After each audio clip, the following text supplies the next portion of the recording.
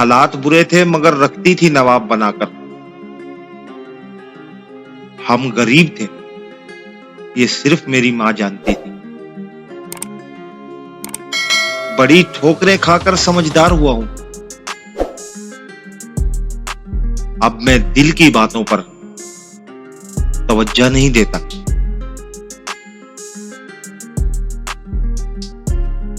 हसरत ही रहे तो बेहतर है, चांद हासिल हो जाए तो फिर कहां चांद लगता है।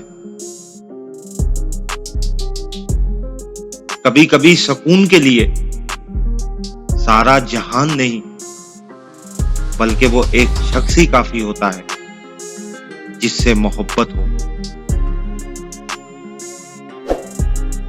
ईद बहुत खूबसूरत दिन होता है,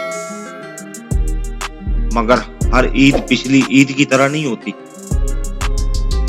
कुछ लोग नहीं रहते और कुछ अपने नहीं रहते। कुछ लोग आपसे सिर्फ इतना ही प्यार करेंगे जितना वो आपको इस्तेमाल कर सकते हैं। जहां फायदे रुक जाते हैं, वहां उनकी वफादारी खत्म हो जाती है।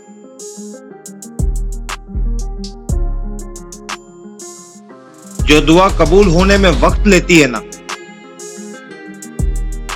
वो कबूल होते ही वक्त बदल कर रखती है।